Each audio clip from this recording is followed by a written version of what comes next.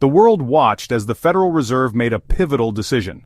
Fed Chair Jerome Powell announced interest rates would remain unchanged, a move signaling stability amid uncertainty. Powell emphasized data, patience, and the ongoing fight against inflation. For the Fed, it's about economic health, not politics. But in an election year, silence is short-lived. Almost instantly, Donald Trump blasted the decision on social media, calling it a political attack.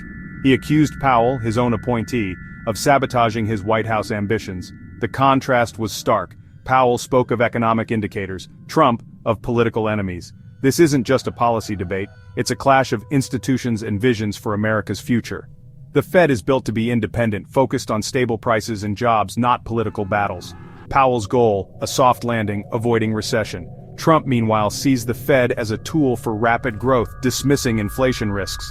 To him, high rates are a disaster, holding America back. With the 2024 election looming, Trump frames this as a fight for the nation's soul, casting Powell as the villain. The stakes: economic stability versus political pressure. The Fed stands firm, but the political storm is just beginning. The nation waits to see which vision will shape its future. The battle lines are drawn. Why did the Fed hold rates steady? It's all about inflation. Prices are rising slower than before, but still above the Fed's 2% target. Powell's mission? Prevent inflation from eroding savings and destabilizing the economy. The Fed's dual mandate means balancing inflation control with maximum employment. The job market is strong, low unemployment, rising wages, giving the Fed room to keep rates high. Powell aims for a soft landing, lower inflation without mass job losses. The economy remains resilient, consumers are spending, businesses investing. The Fed is tapping the brakes, not slamming them, watching how previous hikes play out. This pause is deliberate, data-driven patience. Credibility is key. The public must trust the Fed to fight inflation relentlessly. Cutting rates too soon risks a resurgence of inflation and harsher measures later. For Powell, it's not about short-term wins. It's about long-term stability. The Fed's credibility and the nation's economic health are on the line. Every move is calculated, every pause strategic. The marathon continues, with the finish line still out of sight. The Fed's resolve is being tested. The outcome will shape America's economic future. Trump sees the Fed's caution as sabotage.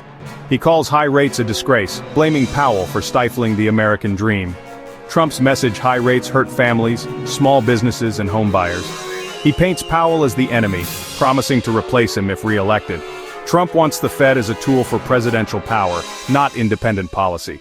He connects Fed policy to everyday financial pain, making it personal and political. The fight is no longer just about economics, it's about control. This is a collision of political power and economic authority. The Fed's independence is under fire, creating uncertainty for markets and voters. Powell asks for patience and trust in institutions. Trump offers immediate relief and a clear villain. Every Fed move is now political ammunition. The November election will test whether expertise or populism prevails. Powell faces blame if the economy falters, and attacks even if it thrives. The future of the Fed and America's economy hangs in the balance. In this high-stakes battle, which will win, political will or institutional independence?